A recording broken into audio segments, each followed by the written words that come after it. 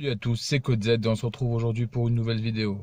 La vidéo d'aujourd'hui a pour thème le changement d'un câble d'accélérateur parce qu'hier j'ai eu la super expérience de rouler en emmenant mes enfants chez leur maman. Et je mets le pied pour accélérer et le pied reste au fond. Donc le câble d'accélérateur a cassé sur une Peugeot 106. Donc aujourd'hui, c'est pas une astuce informatique ou autre. Je vais vous expliquer un peu comment j'ai fait pour dépanner, pouvoir rentrer déjà, parce que c'était dimanche, il n'y avait pas de grand chose d'ouvert, etc.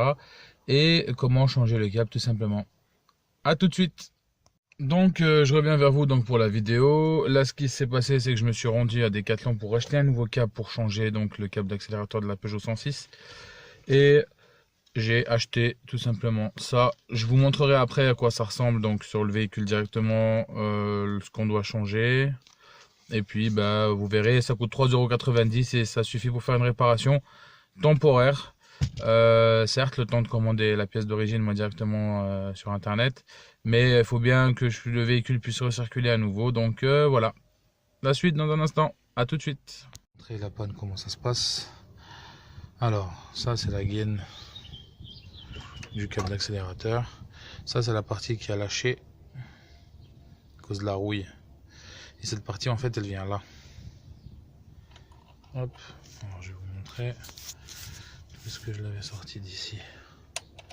Voilà, elle sort d'ici en fait. Elle vient là, elle fait le tour, puis elle passe dans la gaine. Ça c'est pour ce qui est de la partie moteur. Donc moi ce que j'ai fait pour pouvoir rouler, vous voyez là, j'ai mis un petit caillou. J'avais pas le choix, j'avais pas de câble ni rien. Voilà, bah, il est tombé.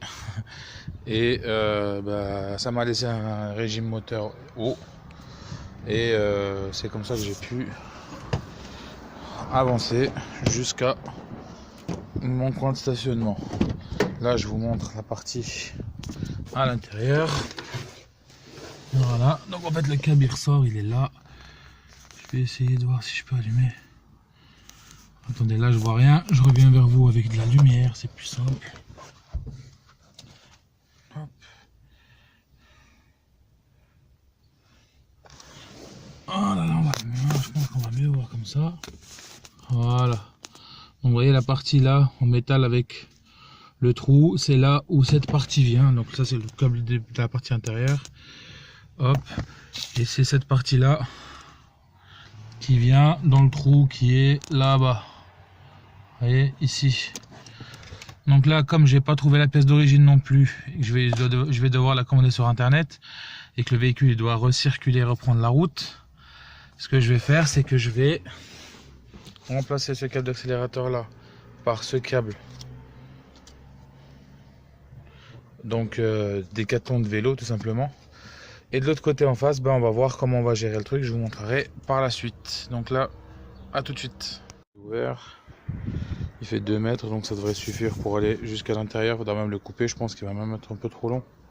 Pour l'instant, ça va aller. Donc ici, ce qu'on va faire, c'est qu'on va se rendre sur le papillon. La partie là, on va enlever celui-ci. Cette partie là, là. Hop. On va mettre celui-là à l'intérieur. Voilà, il faudra un petit peu forcer, je présume. Ah ouais, il est trop gros. Comment qu'on va faire? Alors voilà, donc ça c'est la partie qui vient côté pédale. Ça, la partie déchirée qui venait côté du papillon. Le câble de vélo, comme je vous ai montré, d'un côté ben, il n'a pas de fixation et de l'autre côté il a la boule.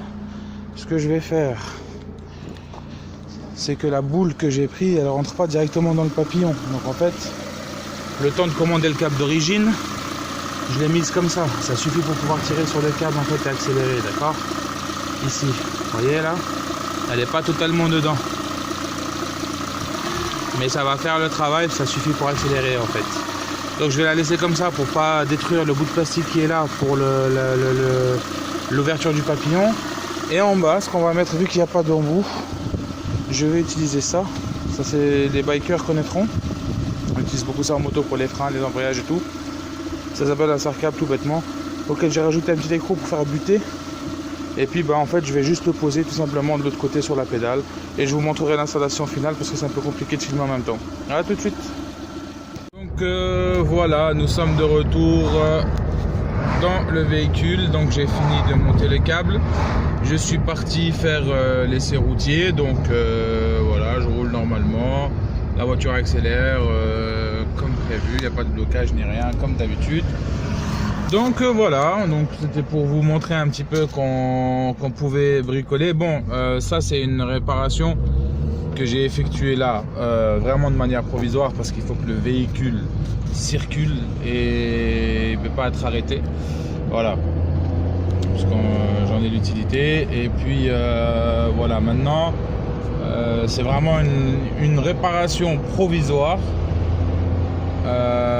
Le temps d'avoir la pièce d'origine, parce que moi j'aime pas trop, enfin bricoler ça peut sauver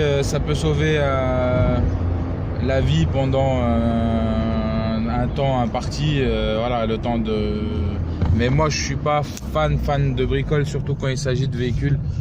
Voilà, il y a la sécurité à gérer, il y a plein de petites choses à gérer, etc. Donc voilà, ce véhicule, après je sais pas si ça vous intéresse, mais en gros je l'ai acheté exclusivement pour faire les essais avec l'éthanol, donc le 85. Ça fait quelques années que je roule avec des véhicules le 85, mais celui-ci roule à 100% à le 85 sans kit, donc vraiment sans rien du tout. Et vu le prix que le véhicule coûte, je le tire un maximum pour voir combien de temps il va tenir. Après je pourrais étudier un peu le moteur, ce qui se passe dedans, etc. Si il risque d'y arriver quoi que ce soit, ce qui m'étonnerait. Donc voilà.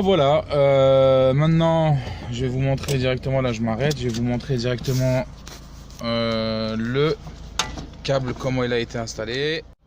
Alors là c'est le tour minute de la voiture, hein. Je vais mettre droit, tout le monde.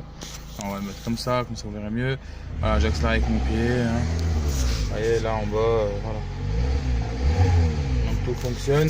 Comme vous voyez, je vous ai dit, le câble il va être trop long, donc j'ai juste été faire le test pour voir si tout fonctionne. Là si je tire dessus, voilà, tout va bien, il tient très bien.